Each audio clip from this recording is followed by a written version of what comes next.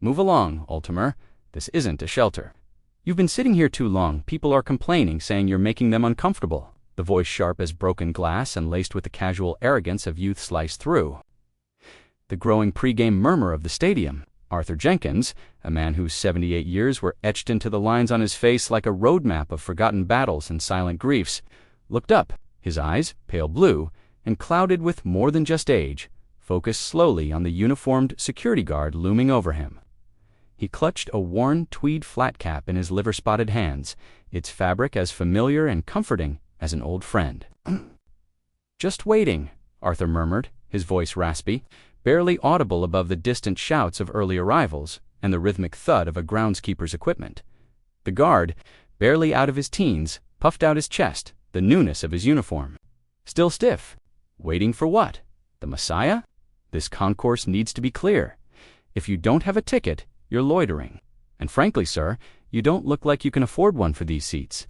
The dismissal was as brutal as it was unthinking. Arthur flinched, almost imperceptibly, a tightening around his lips, a shadow passing through his eyes. He said nothing more, merely lowered his gaze back to his hands. If you believe every soul deserves dignity, that respect isn't earned by the cut of one's clothes but by the content of their character. Comment respect below. Arthur Jenkins was a man of quiet habits and even quieter sorrows. His small, meticulously tidy apartment on the city's edge was a testament to a life lived with precision, even in near poverty. Few visitors crossed its threshold.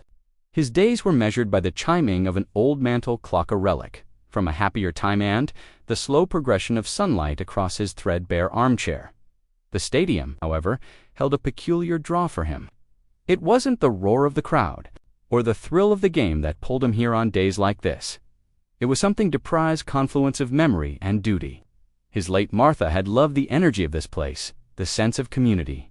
But for Arthur, it was a place of echoes, of camaraderie, of anthems sung with a full heart, of promises made and kept. Today, especially, there was a pull-in, almost physical urging to be present, to bear witness. He wore his best, though admittedly old trousers and a darned woolen sweater beneath a thin, faded jacket. It was clean, meticulously brushed, but it couldn't hide the wear of years. The subtle scent of mothballs and loneliness. He wasn't trying to get into the game. He had chosen this spot, concrete ledge, near a less used entrance gate, because it was out of the way.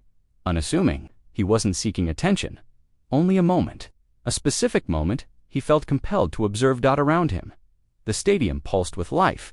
Fans in bright jerseys streamed past, their laughter and excited chatter a stark contrast to Arthur's stillness. He watched them, but his gaze was distant, as if seeing through them to something else, some other time, some other gathering. He was an island of patient resolve in a sea of boisterous anticipation. He was waiting, as he had waited many times in his life, for a signal, for a call, for the world to turn its attention, however briefly, to something that mattered. First security guard, the one with the impatient voice, whose name tag read Chad, circled back. He'd clearly been stewing, or perhaps emboldened by the lack of resistance. Double quotes, "Sir, I told you you need to move. We've had more complaints. You're blocking the flow, even if you think you're out of the way." Chad's tone was laden with a vicious self-importance. Arthur looked up again, his expression unchanged, a mask of weary patience. "I am not in anyone's way, son. I am simply sitting here. I won't be long." His voice was low, almost apologetic, yet held a sliver of something unyielding. "It's not about long, it's about now," Chad snapped, his face reddening slightly. "This is private property. No ticket, no entry, no loitering. It's simple. Are you going to move, or do I have to make you?" The threat hung in the air, ruggedly and disproportionate. Arthur's hands tightened on his cap. He felt a familiar weariness settle over him, the kind that came from years of being overlooked, underestimated. He had faced down men with guns and stared death in the eye without flinching. Yet the casual cruelty of this boy guard pricked at an old wound. He wasn't looking for a fight, not anymore. He just needed a few more minutes. "Please," he said the word, a soft exhalation, "just a little longer." Chad scoffed, then spoke into the radio clipped to his shoulder. "Kyle needs you at gate C, got a stubborn one here. Elderly male refusing to vacate. might need to get supervisor involved if he doesn't cooperate. He looked back at Arthur with a smirk. Your choice, old man? Easy way or the hard way? The air grew colder around Arthur, despite the growing warmth of the afternoon sun. He remained seated a small, stubborn rock against which the tide of youthful impatience was breaking. Kyle arrived, swaggering slightly, projecting an air of someone who relished minor confrontations. He was bigger than Chad, with a buzzcat, and a gaze that seemed permanently set to intimidate. All right, Grandpa, what's the issue here? Chad says you're being difficult. His voice was a low rumble, designed to cow. Arthur didn't even look up this time. He seemed to shrink further into himself, the weight of their judgment pressing down on him. I'm just waiting, he repeated, his voice barely a whisper now, as if the effort of speaking was too much. Yeah, waiting for a free show? Maybe, Kyle sneered. Look, we're busy. People are paying good money to be here. You're an eyesore. Time to go. He took a step closer, and Chad mirrored him on the other side. They were flanking him, now a deliberate show of force. Sir, please, Arthur tried again, his voice cracking slightly. It's important. Just a few more minutes before Kyle could escalate further, a sterner voice cut in. What seems to be the problem here? Officers Miss Evans, the sector supervisor, had arrived. She was a woman in her late 40s, her expression tight, her uniform impeccable. She exuded an aura of no-nonsense efficiency. Chad quickly explained the situation, painting Arthur as a vagrant deliberately causing trouble. He says he's waiting, ma'am, but he won't say for what. Been here for ages, making people uneasy, refuses to leave. Miss Evans fixed Arthur with a cold, appraising stare. Sir, she began, her tone clipped and devoid of warmth. My officers have politely asked you to leave. You have no ticket. You are on private property without authorization. And you are, by your own admission, not here for the event. You've been sitting here far too long, and frankly, you are causing a disturbance to our paying patrons. If you do not vacate the premises immediately, we will have no choice but to escort you out. Am I making myself clear? The implied disturbance was simply his presence, his age, his worn clothes. He was an inconveniency piece of litter to be swept away before the real spectacle began. Arthur finally lifted his head. A profound sadness. In his eyes, he seemed to deflate the last bit of fight ebbing away. With a sigh that seemed to carry the weight of decades, Arthur finally spoke, his voice surprisingly steady, though quiet. Perhaps, he said, looking directly at Miss Evans, perhaps you could contact General Thompson. General Marcus Thompson. He might understand why I am here. He gave a unit designation a string of letters and numbers that sounded highly specific, almost like a code. Chad snorted derisively. General Thompson. Oh, sure, and I'm the president. Nice try, old man, Kyle chuckled. Miss Evans, however, paused. There was something in Arthur's unwavering gaze, a flicker of an authority that belied his appearance. Or perhaps it was the sheer unlikelihood of the request that gave her a moment's hesitation. She prided herself on her judgment, on her ability to read situations. This one felt off. Sir, she said, her tone softening almost imperceptibly, that's a rather unusual request. I'm not sure that's possible. But before she could dismiss it entirely, Chadiger to show initiative, or perhaps to further ridicule, Arthur pulled out his own phone. You know what, I'll do it. I'll call the Pentagon. Ask for General Thompson. What's his favorite color? While I'm at it. He was tapping at his phone with theatricality, just as he was about to dial a random number when a different kind of commotion rippled through the nearby VIP entrance. A sleek black sedan with government plates had pulled up smoothly to the curb, a place usually reserved for team owners or city dignitaries. The passenger door opened, and a man in a crisp, olive-green Class A Army uniform emerged. Stars glittered on his shoulders. His bearing was ramrod straight, his expression serious. It was unmistakably a high-ranking military officer. He scanned the area briefly, his eyes sharp and observant, clearly looking for someone or something specific. It was General Marcus Thompson, scheduled to be part of the pre-game flag ceremony and to honor a local hero. His presence commanded instant attention. General Thompson's gaze swept over the milling crowd, then sharpened, focusing with an almost physical intensity on the small, huddled group by Gate C. He recognized the stooped shoulders, the familiar shape of the head of N from a distance. His expression initially stern and official transformed in an instant. Surprise, then a dawning recognition softened his features. He changed direction, striding with purpose toward Arthur. And the security team, Miss Evans, Chad and Kyle, stiffened suddenly, aware of the approaching authority figure, far eclipsing their own. They didn't yet connect him to Arthur's strange request. "Arthur!" General Thompson's voice was deep, resonant, and filled with an astonished warmth that cut through the tension like a searchlight. "Sergeant Major Jenkins, is that really you?" He reached Arthur, placing a firm, respectful hand on the old man's shoulder. Arthur looked up, a slow, hesitant smile finally touching his lips, a glimmer of light returning to his tired eyes. "General Thompson, sir. It's been a long time." The general's smile broadened. Then his eyes flicked to the three security personnel, taking in their uniforms, their postures, the lingering smugness on Chad's face. His expression hardened instantly. "What is going on here?" he demanded, his voice dropping to a low, dangerous timbre that brooked no evasion. Miss Evans stepped forward, flustered. "General, sir, this gentleman we were just asking him to move along. He doesn't have a ticket, and he was causing a slight obstruction. General Thompson repeated, his voice laced with disbelief and rising anger. He turned fully to the three stadium employees, his presence suddenly immense, his 4 stars seeming to blaze. "Do you have any earthly idea who this man is?" he thundered, his voice echoing slightly in the concrete concourse. Chad and Kyle visibly paled. Miss Evans's composure began to crumble. "This," General Thompson declared, his voice ringing with power and profound respect, gesturing toward Arthur, "is Sergeant Major Arthur Jenkins. He served this country with valor and distinction for 32 years. 32 years he has faced enemy, fire in 3 wars. He has saved more lives than you've had hot dinners. He is a hero, a genuine American hero." The security guards looked as if they'd been struck by lightning, their faces drained of all color. Miss Evans's mouth opened and closed, but no sound emerged. The casual arrogance, the dismissiveness, all of it had vanished, replaced by a dawning, sickening horror. General Thompson let his words hang in the air for a moment, the silence thick with the guard's unspoken shame. He then continued, his voice softer now, but no less impactful, drawing the attention of nearby onlookers who had begun to gather, sensing the unfolding drama. "Sergeant Major Jenkins isn't just any veteran as.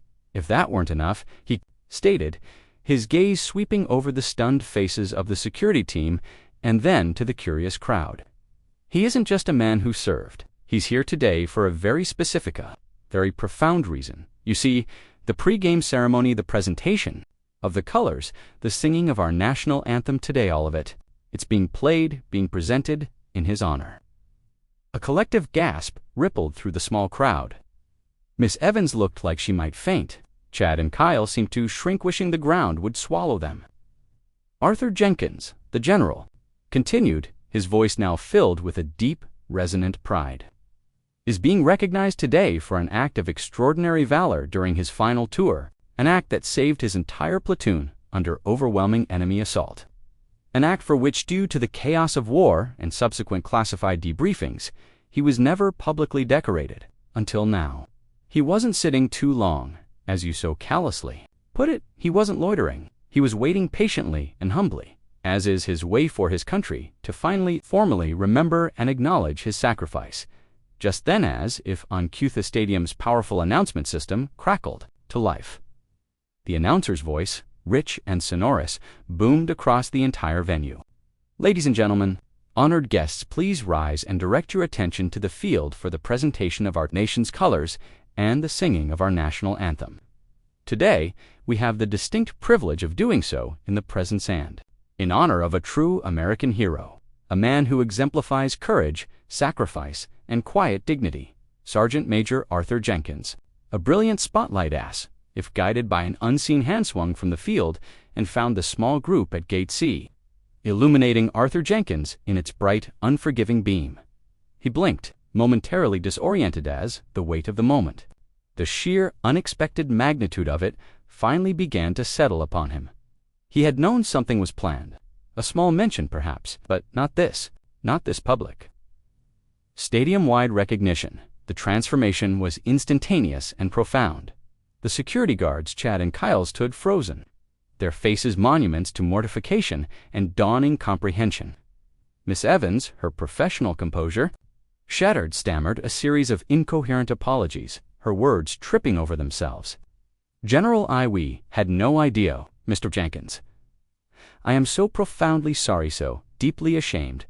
General Thompson cut her off with a curt wave of his hand, his expression softening slightly as he turned back to Arthur. Come, Sergeant Major, he said gently, his voice filled with a warmth that enveloped the old soldier. Let's get you to your seat. You have a nation waiting to honor you. He offered his arm, and Arthur, looking dazed, but with a newfound light in his eyes, slowly, almost uncertainly, took it as they began to move toward a special access tunnel leading to the field. The entire section of the stadium nearest to them, those who had witnessed or overheard the exchange, erupted into spontaneous applause. It started as a ripple, then grew into a wave of heartfelt ovation that followed Arthur and the general onto the field. The honor guard marched into position, flags held high. The singer for the anthem stood ready, but all eyes, it seemed, were on the small, frail figure of Arthur Jenkins now, standing a little straighter, his worn cap clutched to his chest as General Thompson guided him to a place of honor near the player's sideline. The announcer's voice had conveyed the essence of Arthur's story, and a murmur of respect and awe spread through the tens of thousands gathered. When the first notes of the Star-Spangled Banner rang out a powerful, unifying sound, the roar of the crowd subsided into a reverent silence as the music swelled. Many eyes in the stadium were not on the flag but on Arthur. Tears streamed down the faces of some, perhaps, or those simply moved by the raw emotion of the moment.